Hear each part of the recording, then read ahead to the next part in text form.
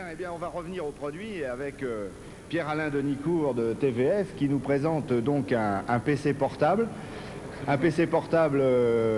alors, la guerre aux plus petits est engagée, quoi, si je comprends bien. Hein. Effectivement, donc ce produit est d'un nouveau style, si l'on peut dire. C'est effectivement un PC compatible hardware et software qui a sa principale caractéristique, c'est-à-dire son poids et ses dimensions, puisqu'il a la même dimension qu'une feuille de papier et un poids d'1 kg, tout compris, si j'ose dire.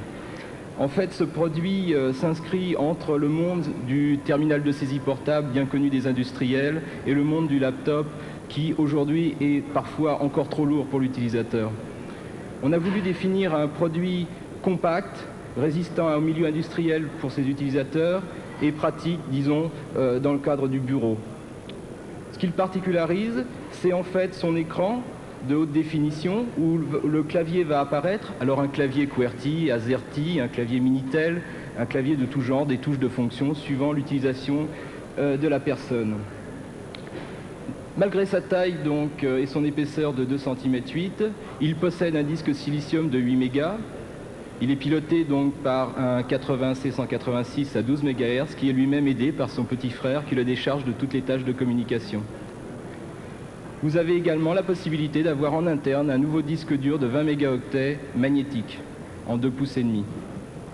Ce produit est livré avec le DOS en PROM et il comporte également une grande nouveauté, c'est sa partie communication. En effet, l'utilisateur va pouvoir communiquer de manière naturelle, soit vers son modem, soit vers son PC de bureau, soit vers une imprimante par infrarouge, grâce à ces 8 canaux de 64 kilobits. Alors, oui, pardon. Oui, allez-y, je vous en prie. Non, non, moi je voulais dire simplement, parce que moi je suis un utilisateur, moi je tape avec 2 doigts, quoi, comme pratiquement beaucoup de cadres français, oui. Mais il y en a qui sont quand même plus doués que moi et qui tapent avec leurs 10 doigts. Est-ce que ce clavier est suffisamment grand, je veux dire, pour qu'on puisse arriver donc à cette dextérité? Absolument. L'astuce étant, si vous voulez, de base d'avoir une très haute définition. Dès l'instant où on fait apparaître un clavier QWERTY, AZERTY ou Minitel, eh bien il nous reste encore 25 lignes de 80 caractères et un clavier aussi large que sur un laptop classique. Donc il ne faut pas avoir trop quand même des gros doigts boudinés, quoi, si je comprends bien. Si, les touches, vous pourrez le voir, sont de même taille que sur, disons, un matériel concurrent de type laptop. Alors donc, avec votre portable, on peut avoir exactement les mêmes logiciels, les mêmes fonctions que sur un PC. Grande nouveauté également, dans, disons, un esprit grand compte où ces entreprises ont plusieurs centaines de PC, disons, de tables, de bureaux, le discours un peu, disons, va être de dire ne rachetez pas en fait un portable de 5-6 kg qui fait la même chose que votre PC de bureau, achetez plutôt cet outil nouveau qui fait 1 kg et qui en plus est vu comme le disque D de votre PC.